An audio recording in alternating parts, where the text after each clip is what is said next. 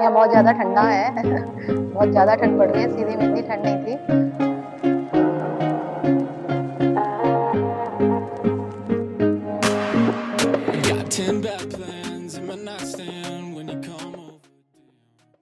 आज हम एक ऐसी जगह है जिसको देखकर आप सरप्राइज हो जाएंगे। ये है हमारा पुश्तैनी घर। एक्चुअली अब समय हो गया है वापस घर जाने का, तो अब हमारी शुरू हो गई पैकिंग।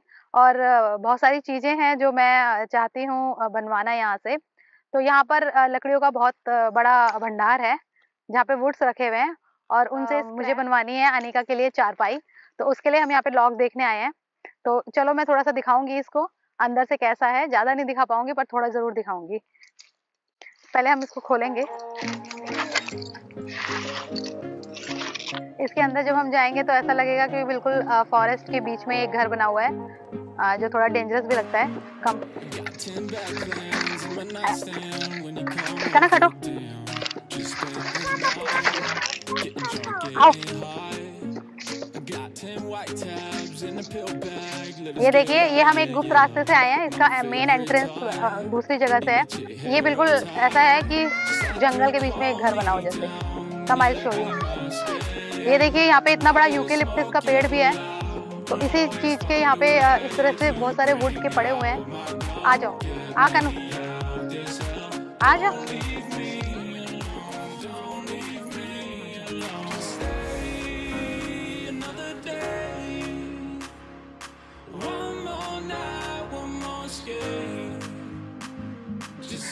ये देखिए, इतना बड़ा ये जो लॉक पड़ा हुआ है यहाँ पे, इससे बनेगी हमारी चारपाई।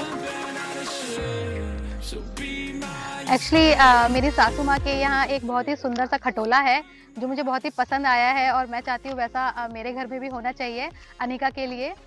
तो उसके लिए मैं यहाँ से पूरा खटोला तो नहीं बनवा पाऊंगी, बस उसके चारों तरफ की लकड़ी और पावे में लेके जाऊंगी, पाव जो होते हैं उसके। सो उसके लिए हमें चाहिए लकड़ी, और वो लकड़ी हम यहाँ से लेके जाएंगे। तो इस पुराने घर में आने का मेरा मेन रीज़न यही है कि मैं देखने आई हूँ किस लकड़ी से बनेगा। तो अब जिस लकड़ी पे हम बैठे हुए हैं, यही लकड़ी मेरे ससुर ने सजेस्ट करी है कि इस वुड में से बनाएंगे तो बहुत अच्छा बनेगा, और दिल्ली में ले जाके फिर मैं उसको प्रॉपर वे में बनवा लूँगी। एक्चुअली ये पुश्तैनी घर है, ये बहुत ही सुंदर है, इतना क्वाइट है और सिर्फ बर्ड्स की आवाज़ आती है, तो यहाँ के बहुत ही पीस मिलता है। सो मैं यहाँ पे दिखाना चाहूँगी कितनी सुंदर जगह है ये। So let's go. ये देखिए, ये बहुत ही पुराना घर है एक्चुअली, और यहाँ पे बहुत पहले का कुआं है ये। अब ये यूज़ नहीं होता है, बट ये है कुआं थोड़ा बिगड़ा हुआ है। एक्चुअली जो मेरा मेन उद्देश्य है दिखाने का, वो है ये आम का पेड़। ये देखिए कितना बड़ा आम का पेड़ है ये आम का पेड़ लगभग 100 साल पुराना है। ये बहुत ही ह्यूज है, बहुत बहुत ज़्यादा ह्यूज है, और बहुत ही सुंदर लगता है ये देखने में। Very very big tree. और इस पेड़ से भी ज़्यादा जो अट्रैक्टिव है वो लगता है मुझे ये बैम्बू। ये देखिए, ये बैम्बू, और ये बैम्बू जो है ये इस पेड़ से बिल्कुल इसको पेड़ को कवर किए हुए हैं एकदम ऊपर से इसको।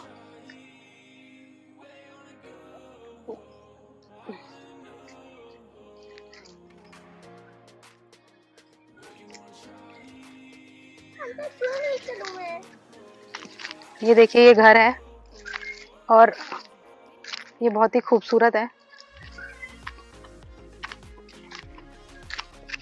जैसा कि आप देख सकते हैं, ये बाहर से जितना खूबसूरत है, ये डबल स्टोरी बना हुआ है घर, अंदर से और भी ज़्यादा सुंदर है।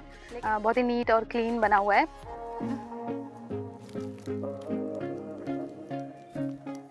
और फ्रेंड्स, इस घर का जो मेन एंट्रेंस है वो कुछ इस साइड से है।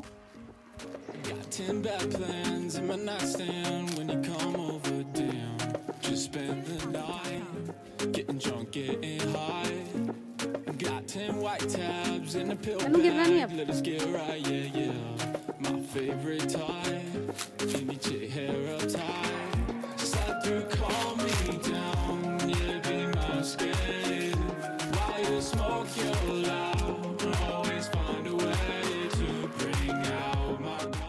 और यहाँ कारपेंटर वुड को प्रॉपर वे में कटवाने के बाद इसका स्ट्रक्चर लेकर आ गए हैं और थोड़ा सा इसे ये पॉलिश कर रहे हैं।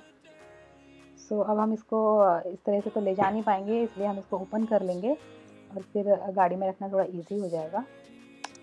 और कुछ इस तरह से हमने इस खटोले को खोल लिया है जिससे कि पैकिंग में इजी रहे। हाँ, पर उससे पहले अनिका ने इसके साथ इतना ज़्यादा प्ले किया कि उसने हम बोला मम्मा ये आप मुझे ऐसे ही दे दीजिए और चारपाई मत बनवाइए, मैं ऐसे ही प्ले करूँगी।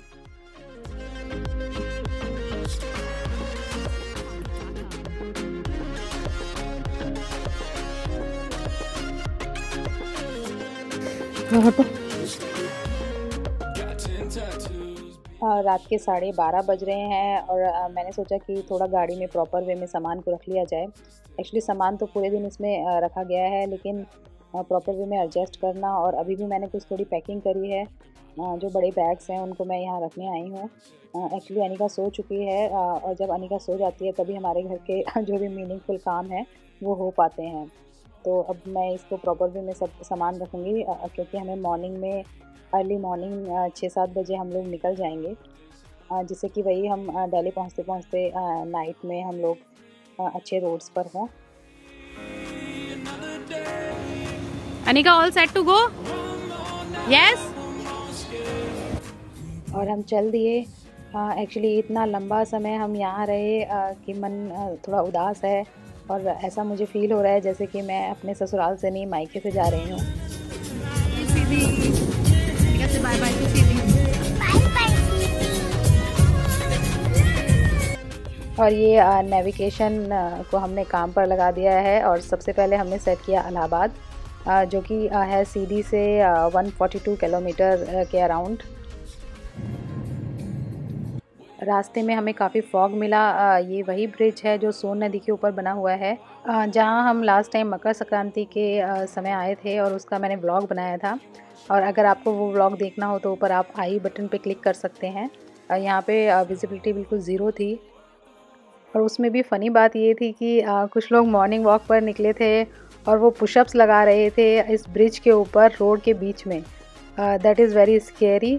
बिना किसी एक्सीडेंट का सोचे हुए, बिल्कुल विजिबिलिटी नहीं है, लेकिन इस तरह की एक्टिविटीज़ हमें नहीं करनी चाहिए। और मेरा सबसे रिक्वेस्ट है कि वो फॉग में बहुत ही केयरफुल रहें और जो पेडिस्ट्रियन वॉकवेज़ होते हैं उसका यूज़ करें, क्योंकि एक्सीडेंट के बहुत ज़्यादा चांसेस होते हैं। So please guys be careful.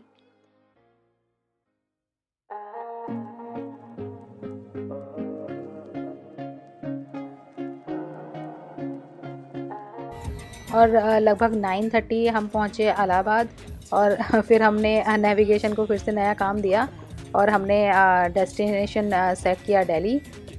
और दिल्ली अब 766 किलोमीटर दूर है, लेकिन घर तक पहुँचते पहुँचते ये ऑलमोस्ट टोटल हमें 900 to 1000 किलोमीटर पड़ जाता है। कभी कोई रोड ब्लॉक होता है तो घूम के जाना पड़ता है, तो ये सब चीज़ें अगर कैलकुलेट करें तो ये हमें बहुत लंबा ट्रैवल पड़ता है।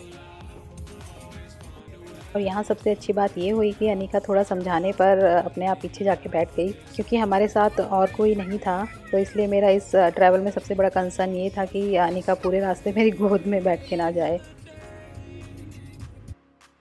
और यहाँ हमने क्रॉस कर लिया यमुना एक्सप्रेस वे और इसको क्रॉस करके हम पहुँचे नोएडा और अराउंड 9:30 हम घर पहुँच गए।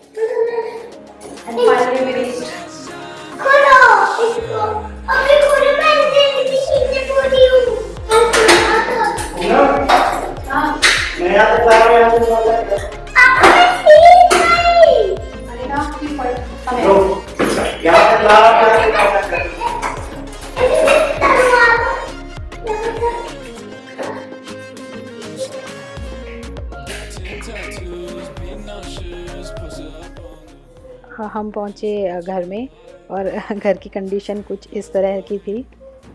अनिका को अपने पुराने टॉयज़ देख के इतना मज़ा आ रहा था और उसको सब पुरानी चीज़ें बहुत नई लग रही थी और वो बहुत खुश हो गई थी। और असली बैंड हमारा घर पहुंचकर बजा। एक्चुअली सारा सामान जो गाड़ी में था उसको घर में रखने में इतना दिमाग ख़राब हुआ, आधा घंटा लग गया ऑलमोस्ट। और जो भी पैकिंग करी थी, जो इतने चाव से हम लोग लेकर आए थे, वो सब इतना बुरा लग रहा था और इतना गुस्सा आ रहा था कि क्या ज़रूरत थी इतना सब सामान पैक करने की। एक्चुअली ऑर्गेनिक के नाम पे इतना लालच आया कि ऑर्गेनिक दाल, ऑर्गेनिक सब्जियां सब हमने भर लिया। वहाँ से निकलते समय तो बस ऐसा लग रहा था कि दुनिया ख़त्म होने वाली है और जो भी सामान है बस लेके चलो।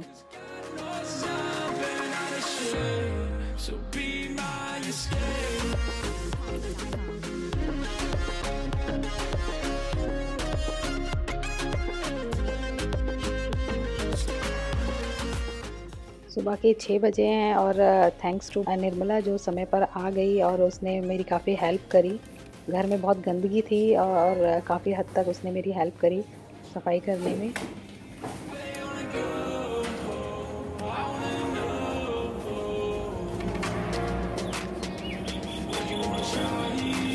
यहाँ बहुत ज़्यादा ठंडा है बहुत ज़्यादा ठंड पड़ रही है। सीधी में इतनी ठंड नहीं थी। ये देखिए, ये मेरी बालकनी है और इसमें सारे प्लांट्स ग्रीन हैं।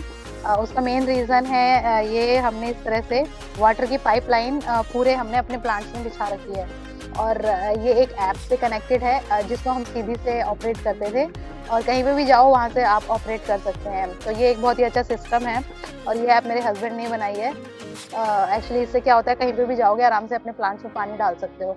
तो मैं हफ्ते में एक बार पानी डालती थी इसको वहीं सीधी से, और यही एक रीज़न है कि हम आराम से वहाँ पर 2.5 महीने के करीब रह सके। एक्चुअली पूरी सफाई में काफ़ी टाइम लगा और निर्मला को काफ़ी लेट भी हो रहा था, इसलिए मैंने उसको बोला ठीक है अब आप जाओ और बालकनी को धोने का काम मैं खुद कर लूँगी।